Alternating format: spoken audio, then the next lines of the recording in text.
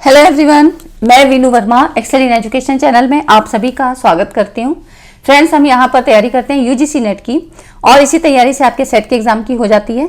तो हम यहां यूजीसी नेट के पेपर 1 और पेपर 2 एजुकेशन की तैयारी यहां पर करते हैं और साथ में ही मैं असिस्टेंट प्रोफेसर जो आपका यूपीएचईएससी जो इसमें एडवर्टाइजमेंट 51 इसी का एग्जाम होगा, तो इसके जीएस के पोर्शन को भी कवर कराती हूँ। आज की इस वीडियो में हम डिस्कस करेंगे दिसंबर 2024 के लिए आपकी प्रिपरेशन स्ट्रेटजी क्या होना चाहिए, पेपर 1 एंड पेपर 2। ठीक है, तो यहाँ पर हम इस चीज़ों को यहाँ डिस्कस करेंगे। आप सभी लोगों का चैनल पे स्वागत है और टेलीग्राम चैनल को जरूर ज्वाइन कर लें और अभी तक इस चैनल को सब्सक्राइब नहीं किया तो सब्सक्राइब कर लें, टेलीग्राम चैनल को ज्वाइन करें। पीडीएफ वगैरह कोई भी कंटेंट, कोई भी न्यूज़ आपको वहीं पे दी जाती है। ठीक है, तो दिसंबर के लिए आपकी तैयारी कैसी होना चाहिए, आपको अभी से स्टार्ट करना चाहिए या नोटिफिकेशन का इंतजार करना चाहिए, ये सारी चीज़ें हम यहाँ डिस्कस करेंगे। ठीक है, तो देखिए हम बात करते हैं कि आपको एग्जाम पैटर्न समझना चाहिए कि किस तरह से होता है। ठीक है ना। अच्छा, अप्लाई कौन कौन लोग कर सकते हैं, तो देखिए अप्लाई की अगर हम बात करें तो अगर आप लोग जो है मास्टर जो है अगर आप पीजी कर रहे हैं तो अपीयरिंग में है तब भी आप अपीयर हो सकते हैं। ठीक है, जब भी नोटिफिकेशन आएगा, नोटिफिकेशन कब आएगा इसके बारे में भी हम आगे डिस्कस करेंगे। तो नोटिफिकेशन आएगा तब आप फॉर्म भर सकते हैं और अभी जो एग्ज़ाम होगा वो री एग्ज़ाम वालों का होगा, है ना। री एग्ज़ाम होना है जिसमें कि आपका जो 18 जून को पेपर था वो यहाँ कैंसिल हुआ है और वही होगा अगस्त सितंबर में। ठीक है, तो इसमें तो वही लोग अपीयर हो पाएंगे जिन्होंने फॉर्म फिल कर रखा है और 18 जून को वो गए थे या नहीं गए थे, उन्होंने फॉर्म फिल कर रखा है तो उनको एग्जाम देने को मिलेगा, है ना। ये सारी चीज़ें हैं। दिसंबर में कौन से लोग भर सकते हैं, क्या तैयारी होगी, कैसा पैटर्न होगा, इसके बारे में देख लेते हैं। तो अगर आप अपीयरिंग में भी है ना मास्टर डिग्री में, तो भी आप फॉर्म भर सकते हैं। ठीक है, उससे क्या होगा, एक आपको एक्सपीरियंस होता है कि एक पेपर का पैटर्न कैसा आता है। मान लो उस बीच नहीं भी अच्छी तैयारी हुई है तो भी आप जो है बाद में अच्छी से करके आप उसको समझ के दे सकते हैं। पेपर 1 का देखिए, सबसे पहले अंडरस्टैंडिंग द एग्जाम पैटर्न, मतलब पेपर 1 का पेपर पैटर्न क्या होना चाहिए, क्या होता है, ये चीज़ थोड़ा सा जान लीजिए। देखिए इसमें क्या होता है, 50 क्वेश्चन आते हैं और 100 मार्क्स का होता है। ठीक है, मतलब 2 नंबर का ईच क्वेश्चन, है ना। हर एक क्वेश्चन आपका 2 नंबर का होता है और सबसे प्लस पॉइंट की बात है कि यहाँ पर ये कोई नेगेटिव मार्किंग नहीं है, तो आपके लिए ये बहुत अच्छा है ना, कि नेगेटिव मार्किंग अभी तक तो नहीं है। आपका 1 घंटे का समय, टोटल 3 घंटे मिलते हैं, उसमें आपको पेपर 1 और मतलब पेपर 1 प्लस पेपर 2 ये आपको 3 घंटे में करना रहता है, जिसमें कि 1 घंटा मान लीजिए इसका रहता है ना। 50 क्वेश्चन है, आपको 1 घंटे में करने हैं और ये सभी के लिए कॉमन पेपर है ना। तो ये जो है ना जनरल पेपर होता है सभी के लिए, किसी का सब्जेक्ट कुछ भी है तो ये सबके ही लिए होगा, है ना। तो जनरल पेपर हो जाता है, कोई नेगेटिव मार्किंग नहीं है, ये सबसे अच्छी बात है। अब इसमें पेपर 2 की अगर हम बात करें तो देखिए 100 क्वेश्चन होते हैं और 200 मार्क्स का होता है ना, 2 घंटे का, बीच में कोई भी गैप नहीं होता है। तो इस तरह से आपका सीबीटी मोड पर एग्जाम होना है। सीबीटी में मोड पे ही होगा। इस बार ऑफलाइन हुआ था 18 जून को, लेकिन 18 जून 2024 मगर सक्सेसफुली नहीं कंडक्ट हो पाया, तो इस तरह से वो वाला अब ऑफलाइन नहीं होगा और जहाँ तक कि आपके ऑनलाइन मोड पे ही होंगे, है ना। तो अभी जो री एग्जाम होगा वो भी आपका ऑनलाइन सीबीटी मोड पे है, बाकी भी आई थिंक सीबीटी मोड पे ही होंगे। ऑफलाइन का तो अब कोई भी उसका रिजल्ट अच्छा नहीं आया, है ना। अब देखिए आपको 10 यूनिट पढ़नी होती हैं पेपर 1 की अगर हम बात करें। पेपर 2 ना आपका, हाँ एक चीज़ और है, पेपर 2 आपका सब्जेक्टिव होता है, सब्जेक्ट वाला। आपका कोई भी सब्जेक्ट है तो कोई भी सब्जेक्ट है वो उसमें आपका यहाँ पर पेपर 2 रहेगा। जिस सब्जेक्ट से आपने मास्टर डिग्री किया है ना, तो उसी सब्जेक्ट से आप यहाँ नेट का एग्ज़ाम दे सकते हैं। ठीक है, इतनी चीज़ें समझ में आई। इसी सब्जेक्ट में आपको नेट करना है, इसी में आपकी मास्टर डिग्री होनी चाहिए, है ना। तो इस तरह से ये सब्जेक्ट वाला सीन हो गया कि क्या होता है। आप देखिए पेपर 1 जो है सबके लिए कॉमन पेपर है, इसमें आपको 10 यूनिट पढ़नी है, जिसमें कि यूनिट 1 टीचिंग एप्टीट्यूड है, यूनिट 2 रिसर्च एप्टीट्यूड है, कॉम्प्रिहेंशन आता है जिसमें अनसीन पैसेज होता है इसमें। ठीक है, तो यहाँ पर आपको पैसेज दिया होता है और ये 10 नंबर का होता है, 5 सवाल होते हैं। ठीक है, तो ये 5 क्वेश्चन यहाँ पर होते हैं। कम्युनिकेशन ये यूनिट 4 है, मैथमेटिकल रीजनिंग एंड एप्टीट्यूड, फिर है लॉजिकल रीजनिंग और यहाँ पर देखिए DI डाटा इंटरप्रिटेशन, फिर है ICT यूनिट नंबर 8, 9 नंबर है पीपल डेवलपमेंट एनवायरनमेंट की, और उसके बाद हायर एजुकेशन। ये 10 यूनिट हैं, ये आपको पूरी पढ़नी है, ठीक है। अब आगे मैं आपको बुक्स वगैरह भी बताऊंगी, कौन सी बुक्स, क्योंकि आप बिगिनर हैं या आपने 1-2 अटेम्प्ट लिए हैं, लेकिन आपको सब चीज़ें जानना चाहिए, ताकि क्या है कि अगर मान लीजिए पिछले अटेम्प्ट में आपका नहीं बहुत अच्छा स्कोर हो पाया है, तो ऐसी तैयारी से आप करिए और आपका जो है इस बार सक्सेसफुली कंडक्ट हो और सारी चीज़ें, आपका रिजल्ट भी बहुत अच्छा है ना, नेट JRF आपका क्लियर हो। तो देखिए, अब देखिए ये जो यूनिट्स है ना, इनमें डाइवर्सिटी कितनी है, हर एक यूनिट को पढ़ने की अलग स्ट्रेटजी है। वही चीज़ें हम बताते हैं कि आगे कैसे आपको पढ़ना है। देखिए, सबसे पहले अगर मैं बात करूं तो आपको, अच्छा इसमें एक चीज़ और है कि अपीयरिंग में इस बार से जो नियम आया है उसमें आपके 4 इयर्स ग्रेजुएशन वाले भी लोग यहाँ पर अपीयर हो सकते हैं। तो जिनका भी 4 इयर्स BTech है या और कोई है डिग्री जिसमें, है ना, तो ये यहाँ पर ये भी एग्ज़ाम दे सकते हैं और रिसर्च मतलब जो है PhD के लिए एनरोलमेंट ले सकते हैं। तो इस तरह से अब इस तरह इतनी छूट दे दी गई है ना NTA की तरफ से। तो इसमें जो आपकी फाउंडेशन जो बिल्डिंग है, मतलब जो फाउंडेशन यहाँ पर बनेगा वो बनता है आपका टीचिंग एप्टीट्यूड और रिसर्च एप्टीट्यूड, जो यूनिट 1 और यूनिट 2 है। तो इसमें क्या करना है, टीचिंग एप्टीट्यूड पढ़ने से, एप्टीट्यूड मतलब अभिक्षमता, जो आपकी क्षमता है वो किस तरह से इनहेंस होगी, है ना। तो इस यूनिट से आपकी असिस्टेंट प्रोफेसर बनने की काबिलियत में और निखार आता है। इसमें आपको बहुत सी चीज़ें पता लगती हैं जो आप अपने टीचिंग कैरियर के दौरान उन चीज़ों को अप्लाई कर पाते हो। रिसर्च एप्टीट्यूड, अनुसंधान अभिक्षमता और शिक्षण अभिक्षमता, है ना। तो रिसर्च एप्टीट्यूड की बात करें तो यहाँ पर आप क्योंकि JRF के लिए जाओगे, PhD के लिए जाओगे, है ना, PhD करने के लिए एनरोल करते हो तब आपको JRF की मिलती है ना, JRF की स्कॉलरशिप मिलती है। तो PhD का ही रोल यहाँ पर बहुत हो जाता है। तो इसलिए रिसर्च एप्टीट्यूड और टीचिंग एप्टीट्यूड ये आपके बेसिक फाउंडेशन के लिए बहुत ज़रूरी हैं। अब इसमें आपको बेसिक कॉन्सेप्ट जितनी भी थ्योरीज हैं और मैथोडोलॉजीज, काफ़ी सारी रिसर्च एप्टीट्यूड में ये सारी चीज़ें कंफर्म होनी चाहिए। और अभी आप सिलेबस देखोगे, सिलेबस मैं आपको टेलीग्राम पे दे दूंगी, क्योंकि यहाँ पर यूनिट वाइज मैंने आपको बता दिया हर चीज़, है ना। तो इसमें टीचिंग और रिसर्च आपको सारी चीज़ें जितनी भी आपके सिलेबस में है वो चीज़ें आपको कवर करनी है सबसे पहले। तो अब आप वो कौन सी लोगे, ये सारी चीज़ें हम आगे बात कर लेते हैं। रीडिंग कॉम्प्रिहेंशन और कम्युनिकेशन, यहाँ पर आपको प्रैक्टिस करनी है ना। कॉम्प्रिहेंशन के पैसेज और यहाँ पर सबसे ज़्यादा वर्बल कम्युनिकेशन स्किल्स, इनसे क्वेश्चन बनते हैं। तो इसमें कम्युनिकेशन में क्या होता है कि आपको PYQs के माध्यम से सारी चीज़ें बहुत अच्छे से कर लेनी है, क्योंकि कम्युनिकेशन में हर बार कुछ न्यू टर्म्स आपको मिलते ही मिलते हैं। तो जब न्यू टर्म्स आएंगे तो वो हमें कहाँ से मिलेंगे, सिलेबस में तो सारी चीज़ें नहीं दी हैं। PYQs आपको ज़्यादा करने हैं। PYQs आपको कब तक के कर लेने हैं, तो 2019 से लेकर 2023 तक के, ठीक है। तो इतने PYQs है ना, यहाँ तक के तो कम से कम कर लेने हैं।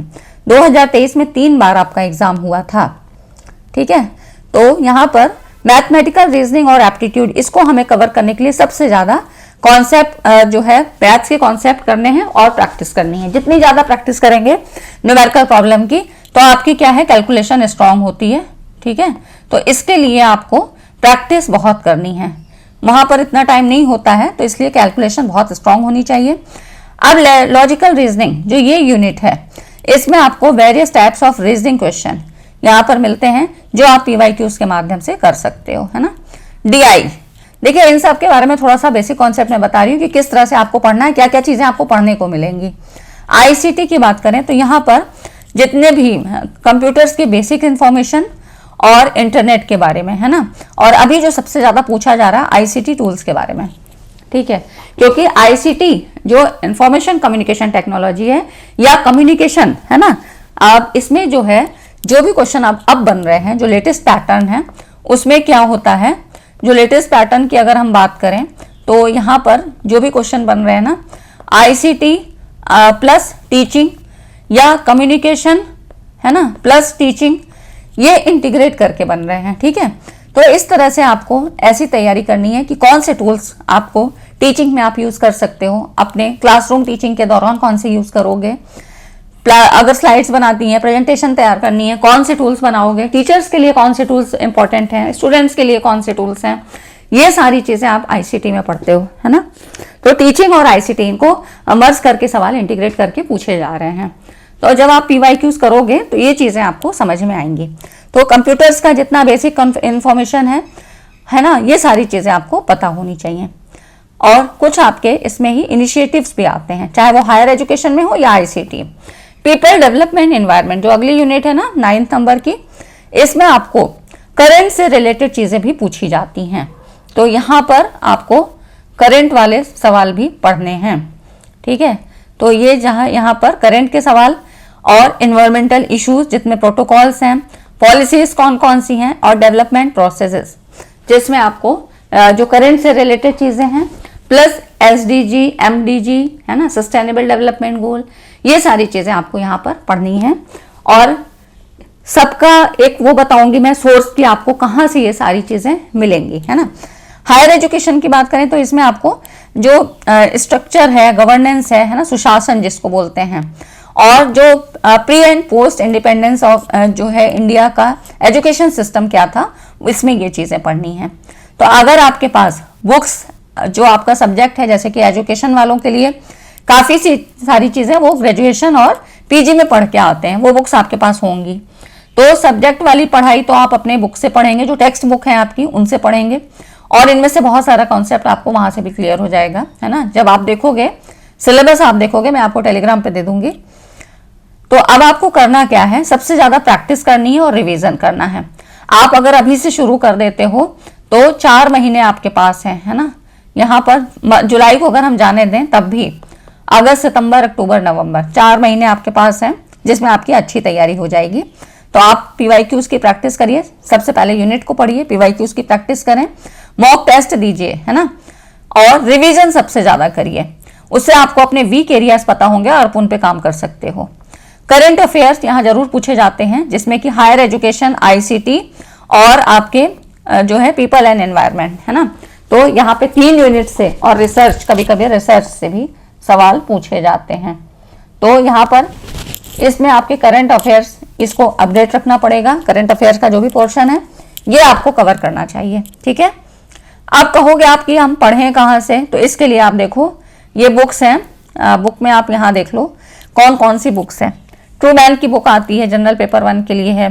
केवीएस मदान सर की बुक है, अरिहंत की भी आती है, दृष्टि पब्लिकेशन की आती है, और आपको और भी बुक्स हैं जो आपको मिलेंगी, लेकिन अच्छी बुक्स यही हैं, ठीक है। ओसवाल पब्लिकेशन की भी है, लेकिन वो पीवाईक्यूज के लिए है ना। अब देखिए सबसे अच्छी बुक जो मैंने देखी अभी तक, मैंने भी ऑलरेडी 2 बुक्स ले रखी थी जब मैंने 2018 में क्लियर किया था, तो उसमें मुझे अरिहंत की थी और मेरे पास केवीएस मदान की। तो उसमें सबसे अच्छी बुक मुझे केवीएस मदान सर की लगी, ठीक है। ये आपकी बेस्ट बुक है, मैं कोई आप इसका प्रमोशन नहीं कर रही हूँ, लेकिन इसको मैंने भी फॉलो किया और ये अच्छी बुक है केवीएस मदान की। यूजीसी नेट पेपर 1 के लिए हिंदी इंग्लिश दोनों में ही आपको मिल जाती है, ठीक है। तो ये अच्छी बुक है, यहाँ पर आपको काफी सारी चीजें मिलेंगी। और लैंग्वेज थोड़ा सा पहली बार में कठिन लग सकती है, लेकिन आपका जो पेपर बनता है ना यूजीसी नेट का, वो भी उतना ही टफ बनता है। तो अगर आप पहले से इन चीजों को पढ़ के रखते हो तो आपको वो टर्म समझ में आते हैं, है ना। तो ये चीजें हो गई। ऑनलाइन रिसोर्स भी आपके पास बहुत सारा है। ऑफिशियल वेबसाइट पे जाएंगे तो पिछले पेपर्स पीवाईक्यूज के लिए मिल जाएंगे, है ना। और यूट्यूब चैनल्स हैं जिसमें आपको टॉपिक वाइज आप लेक्चर देख सकते हो। यूट्यूब चैनल आप कोई भी फॉलो करो, जहां पर देखो कि आपको चीजें समझ में आ रही हैं और सारी तैयारी आपकी करवाई जा रही है ना। ऐसा नहीं कि बीच बीच में से उठा के कुछ भी, और मैं भी यहाँ पर सारा चीज करवाऊंगी पेपर 1 और पेपर 2 के लिए। तो इस तरह से आप यहाँ पर यूट्यूब चैनल पे भी जा सकते हैं। बाकी अपनी सेल्फ स्टडी से आप अपने आप भी पढ़ सकते हैं। बस इन चीजों को थोड़ा सा यहाँ पे हेल्प लेने के लिए ये सारे ऑनलाइन रिसोर्स की आप मदद ले सकते हैं, ठीक है। तो इस तरह से आप सेल्फ स्टडी से भी पढ़ सकते हैं। अच्छा, इसको करने के लिए सबसे ज्यादा जरूरी है कंसिस्टेंसी। आप अगर अभी से स्टडी करते हैं रेगुलरली, है ना, जो भी अगर 2 घंटे आप पेपर 2 को देते हो, है ना, पेपर 2 को अगर आप 2 घंटे देते हो, पेपर 1 को अगर 1 घंटा भी देते हो, ठीक है, तो उसमें भी आपकी अच्छी तैयारी हो जाएगी, क्योंकि अभी आपके पास 4 महीने का समय है। तो इस तरह से अपनी प्रैक्टिस को करिए।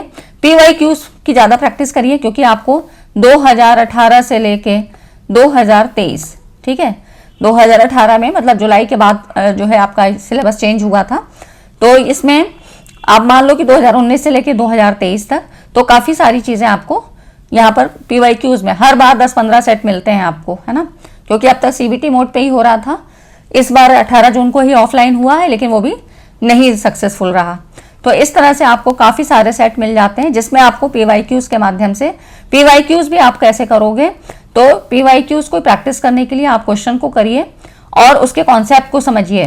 बाकी जो 4 ऑप्शन होते हैं ना, इनको भी आपको उतना ही जो है अच्छे से कॉन्सेप्ट क्लियर करना है, ठीक है। तो इस तरह से आपको अपनी तैयारी करनी है ना। और जितने भी करंट अफेयर्स की चीज़ें वो आप पढ़िए, और मैं भी यहाँ पर करवा रही हूँ, ठीक।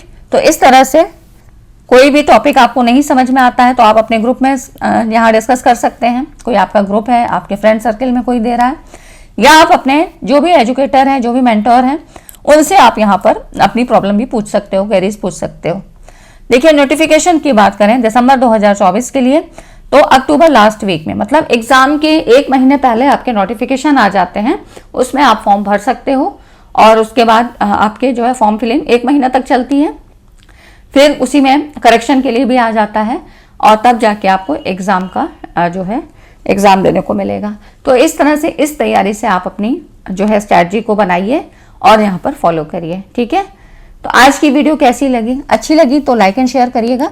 यहाँ पर अब हम हर दिन मैं आपको मॉर्निंग में UPSC GS वालों की जो है वीडियोस देती हूँ, और UGC नेट के लिए शाम को 6 बजे यहाँ पर वीडियो आपको मिलती है, ठीक है फ्रेंड्स। तो वीडियो अच्छी लगी तो लाइक एंड शेयर करिएगा। मिलते हैं अगली वीडियो में, तब तक चैनल पे बने रहें। Thanks for watching this video.